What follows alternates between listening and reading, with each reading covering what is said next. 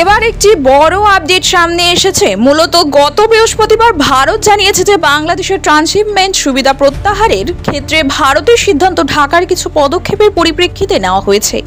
আসলে ঢাকার নেওয়া ওই পদক্ষেপ বাণিজ্যিক প্রভাবিত করছিল, তবে ঢাকার ঠিক কোন পদক্ষেপ এর কারণে এই সিদ্ধান্ত নেওয়া হয়েছে সে সম্পর্কে ভারত বিস্তারিত জানায়নি। বাংলাদেশের পদক্ষেপের কারণেই কড়া সিদ্ধান্ত নেয় ভারত। যদিও এটা বোঝা যাচ্ছে বাংলাদেশের অন্তর্বর্তীকালীন সরকারের ভারতীয় সুতো আমদানি নিষিদ্ধ করার এবং 3টি বন্দর বন্ধ রাখার সিদ্ধান্তের পর ট্রান্সশিপমেন্ট সুবিধা প্রত্যাহার করা হয়েছে।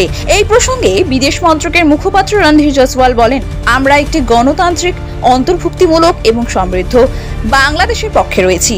বাণিজ্য সংক্রান্ত বিষয়গুলির ক্ষেত্রে গত সপ্তাহে আমরা ট্রানজিট সুবিধার বিষয়ে একটি ঘোষণা করছিলাম।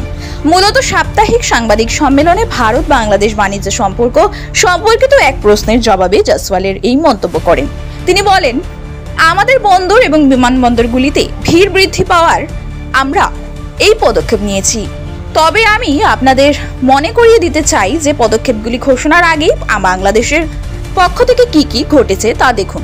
প্রসঙ্গত উল্লেখ রয়েছে, বাংলাদেশের অন্তর্বর্তীকালীন সরকারের প্রধান মোহাম্মদ ইউনূস সম্প্রতি চীন সফরে গিয়ে একটি বিতর্কিত মন্তব্য করেছিলেন। তার কয়েকদিন পরই এই পদক্ষেপ গ্রহণ করা হয়।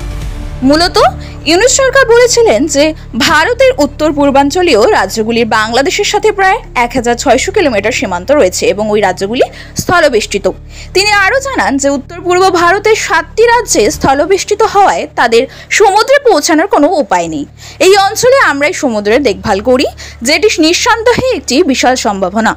এটি চীনা অর্থনীতির একটি সম্প্রসারণের বিষয় হতে পারে। এদিকে ইউনূসের এহেন মন্তব্যের পরেই শুরু হয় তুমুল সমালোচনা।